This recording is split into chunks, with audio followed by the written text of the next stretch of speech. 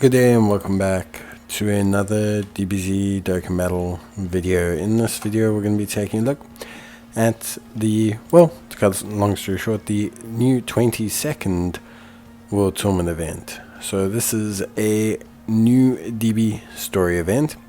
So this event is not found under the story screen, it is found under the Dragon Ball story section. So it's a permanent event.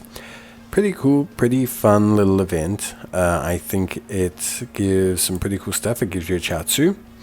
So you get a really cool little Chiaotzu, which I think is great. And then you also get a new sport memory. So there's quite a bit of really good stuff that I think you get from this event. So new Int Chiaotzu, very interesting character. I'm not going to say he looks insane, but he does look pretty fun, pretty interesting to build and use and everything. And then we also have, obviously, the new sport memory. I guess it is Krillin's giant moon-shaped head support memory, which I think, a lot of times is pretty fun to get these cute, quirky support memories, even if necessarily they're not the craziest one. Now, in terms of the missions, not anything too crazy, but to unlock the support memory, you are going to have to build your team a certain way. Now, I'll do this with my free-to-play characters, but you need to make sure, basically, that for Stage 1, you have a World Tournament category unit, for Stage 2, an Earthlings, for Stage 3, a Bond of Master and Disciple, Stage 4, a Infighter Link Possessing Unit. Stage 5, a Tournament Participants Category Unit. Stage 6, Bond of Friendship. Stage 7, Crane School Link. And in Stage 8, Earthbred Fighters. It should be no surprise that Tien and Chiaotzu themselves will complete a lot of these missions. You'll see the team I'm using here. We've got Super Strike, General Tao.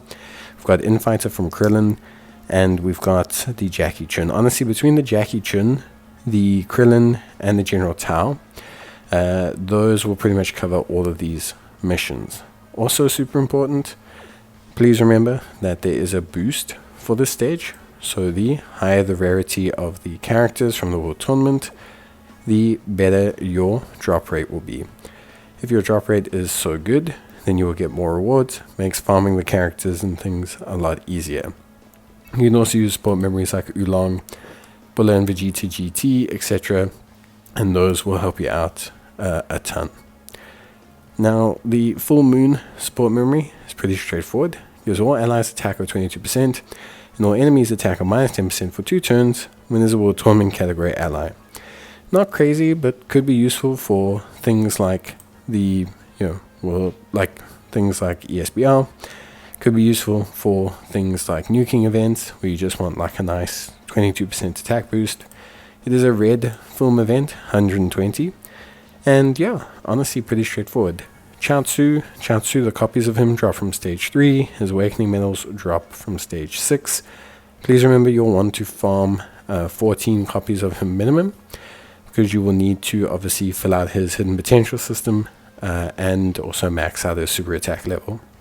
You'll then also need 10 Awakening Medals. Remember, you get 1 Chiaotzu from the missions as well. So go and claim that Chiaotzu, and then go and farm copies of him and his Awakening Medals. But yeah, that's honestly pretty much it. I think Chiaotzu is very interesting. We'll obviously take a look at him in their review video. We've had a lot of Tiens come out. They're like 200% Earthlings leads. We've had a lot of just characters in general come out.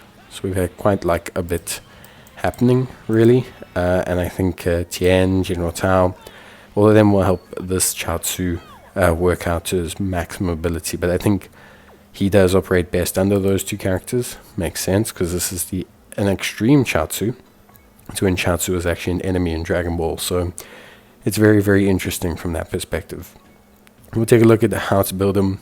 We'll talk about him in a review video. But I think for now, that pretty much covers it from me. So let me know if you have any more questions or queries, and otherwise I will see you guys in the next one. So remember to do that. Also, if you want to, you can farm 5 more copies of Chiaotzu and get that ready for his eventual EZA one day if you really want to work in advance. There's not a lot of summonable Chiaotzus, so there's no real advantage to farming copies of him It's not like there's a bunch of some level units that benefit from him. So yeah, it's really just kind of farming the free-to-play if you want to, and then taking it from there. And you don't have to invest the orbs into him. Remember, he'll use your standard hidden potential orbs. So if you are a player who's low on those, then maybe don't do that. But yeah, that's pretty much it for me. Hope you guys enjoyed the video. If you did, leave a like, and I'll see you in the next one. So yeah, thanks for watching, take care, stay safe, and bye.